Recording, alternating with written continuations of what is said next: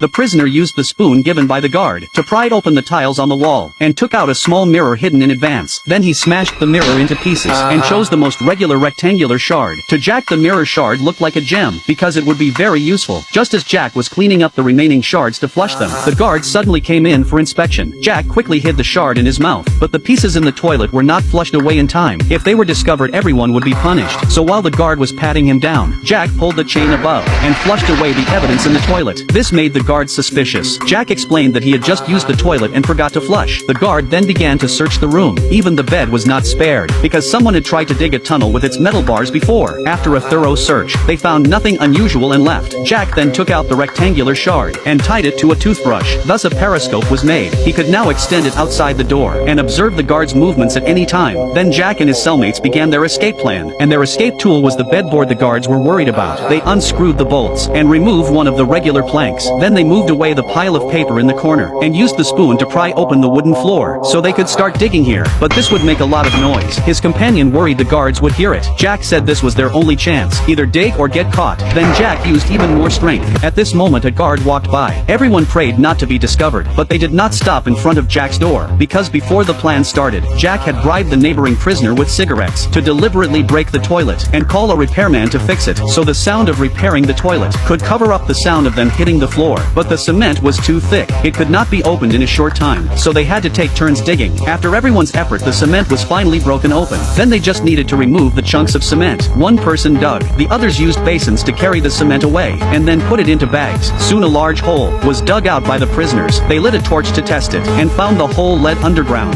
As long as they found the drain below, they could escape through it. To be sure, they decided to send someone down to scout tonight. Before that, they poured the dug earth back in, and sealed the entrance with the wooden board, to prevent a sudden inspection by the guards. To prepare for the night's action, they made 2 dummies with waste paper. As long as the rope was pulled, the dummies would move like real people. Soon it was bedtime. The guard came to inspect the cells. Jack and Tom moved the board away, and hid to the side. The others lay on the bed. When the guard came to check, they waved and pulled the rope, creating the illusion that the other 2 were still there. The guard did not notice anything wrong and left. Jack then took out the hacksaw hidden in the wood, as well as other escape tools. The 2 followed the plan and crawled down the hole. Their companions threw down a rope, and tied the other end to a man's leg, so they could wake them when they returned. Soon the 2 came to a fence, and the hacksaw came into play. To avoid being heard by the guards, they stopped after every 20 strokes to listen, and continued only after confirming it was safe. With the 2 working together, the fence was soon sawed off. They climbed through the window into a basement-like place. They looked around but found no passage. All entrances were locked with iron doors, so they had to put the fence back in place. Just then they found a pile of discarded windows. Their metal latches could be sawed off to make a key, but suddenly they heard approaching